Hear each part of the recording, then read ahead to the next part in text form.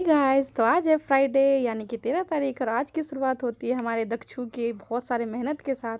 तो यहाँ पे कुछ दिनों से ना एक छिपकली मुझे बहुत परेशान कर रहा है। घर में जब देखो किचन में छिपकली घुस आती है। तो दक्षु उठ नहीं रहा था सो के, तो मैंने कहा दक्षु उठो उठो, देखो फिर से घर में छिपकली घुस गई है किचन में। मैं उसको कब से भगाने की कोशिश कर रही हूँ, वो भाग ही नहीं रही है। तो दक्ष एकदम से कह रहा है, अरे मम्मा तो अब मुझे उठाना चाहिए था ना, पहले क्यों नहीं बताया।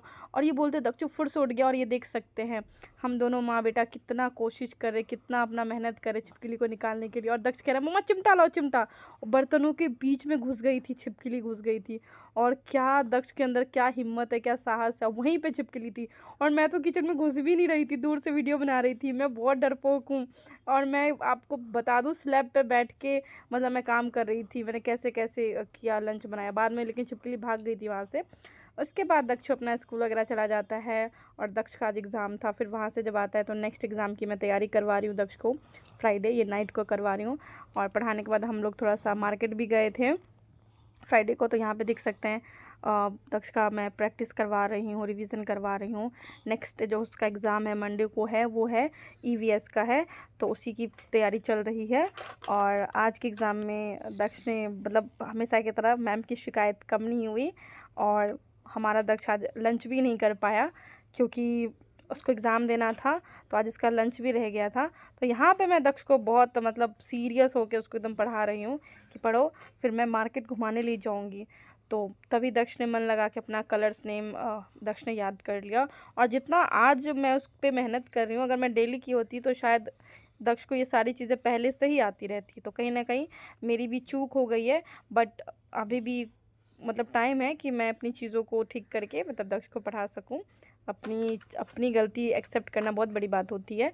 तो अब ये है कि दक्ष पे अच्छे से ध्यान देना है, तो वो मैं कर रही हूँ। उसके बाद तो गाइज़ आपने देख लिया कि दक्ष के अंदर कितना हिम्मत है। मतलब आज दक्ष नहीं होता ना तो पता नहीं मैं कैसे किचन में घुस दी।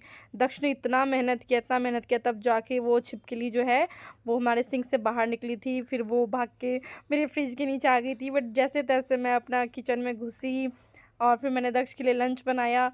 ऐसा हो गया था ना कि मैं तो लंच भी छोड़ देती कि बाहर से कुछ दिला दूँगी, बट मैं किचन में नहीं जाऊँगी जब तक वो छिपकली भागेगी नहीं। बट भाग गई थी। तो ये सारा क्रेडिट हमारे दक्ष को जाता है। उसके बाद गाइस हम लोग मार्केट से आ जाते हैं, अपना सो जाते हैं। उसके बाद नेक्स्ट डे सैटरडे। तो सैटरडे को उठती हूँ और यहाँ पे मैं मार्केट से सब्जी वब्जी लेके आई थी। तो आज मैंने सोचा चलो बनाते हैं कुछ अपने लिए। मैं मोस्टली दक्ष के लिए जैसे सादा खाना बनाती हूँ तो वही बनाती हूँ।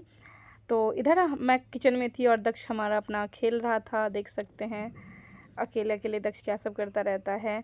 और दक्ष का जो भी टॉयज़ है ना, जितनी सारी चीज़ें, वो सब उसको बेड के पास ही चाहिए। उसका बस चले ना तो अपनी साइकिल को वो बेड पे ही रख ले। वो कई बार कोशिश करता है कि साइकिल को भी बेड पे ही रखूं और चलाती रहूं। वो तो मेरा थोड़ा सा डर है कि नहीं कर पाता है। उसके बाद गाइस ये देख सकते हैं बाहर का नज़ारा। आजकल ना थोड़ी सी धूप कम आने लगी है, मतलब थोड़ा सा ना मौसम ऐसा हो गया, बारिश जैसा हो गया है। तो एक दो दिन में बारिश तो होना ही है ऐसा लगता है, क्योंकि धूप ही नहीं निकलती। बट फिर भी मैं अपना काम में लगी हूँ। ये सारे ब्लैंकेट मैंने धो के डाले हुए थे क्योंकि अब गर्मी तो ठंड तो चली गई है, तो सबको फिर फोल्ड करके मतलब रखना भी है। उसके बाद किचन में मैं आ जाती हूँ। यहाँ पे मतलब अपना जो सब्जी था बनाने के लिए, साग, दो सब्जी मीन्स साग, वो बनाने आ जाती हूँ। और दक्ष भी पीछे से आ जाता है। उसको था कि मैं उस पर स्लैब पे उसको बिठा दूँ। तो वो फ्रिज पे जो भी उसके टॉयज़ मैं रख देती हूँ जिससे कि उसका हाथ ना जाए तो उतार सके। और गाइज़ ये मेरी ईयरिंग देखिए, आप लोगों को कैसी लग रही है बताइएगा। ये ईयरिंग मैंने ऑर्डर किया था, जो आ गया स्मॉल सा। मुझे ना छोटे छोटे ईयरिंग्स ना बहुत पसंद है, मतलब बहुत शौक है। और एक नज़र में पसंद आना चाहिए मुझे, मतलब कोई चीज़ लगे कि यार बहुत अच्छा लगेगा। और मुझे ऐसा फील हो रहा है कि मुझ पर सूट कर रहा है, बहुत अच्छा लग रहा है। तो आप ही बताइएगा कि ये कैसा लग रहा है। मुझे बहुत अच्छा लग रहा है। और मतलब मैं काफ़ी खुश थी, मुझे लग रहा था कि यार मेरे फेस पे सूट कर रहा है ना, मैं इसमें अच्छा लग रहा है। मतलब मुझे एक नज़र में कोई चीज़ पसंद आनी चाहिए। और गाइस जो चीज़ मुझे एक नज़र में पसंद आती है ना, वो चीज़ मैं ज़रूर ले लेती हूँ। चाहे चीज़ हो चाहे इंसान हो, ज़रूर मतलब कोशिश करती हूँ कि पास में रहे। जैसे कि दक्षु के डैडी एक नज़र में ही मुझे पसंद आए थे तो आज तक हम लोग साथ हैं। और उसके बाद ये मैंने कुछ ऑनलाइन ऑर्डर किया था फ्लिपकार्ट से, तो हमारा ये ऑर्डर भी आ गया था। तो दक्ष को इतना पेशेंस नहीं रहता है कि उसको मैं आराम से खोलूँ। उसने कैंची लिया, सीज़र लेके काट पीट उसको फाड़ फूड़ के निकाल दिया। जैसे उसको रहता है कि क्या मम्मा, उसको लगता है कि हर चीज़ में टॉयज़ ही रहते हैं।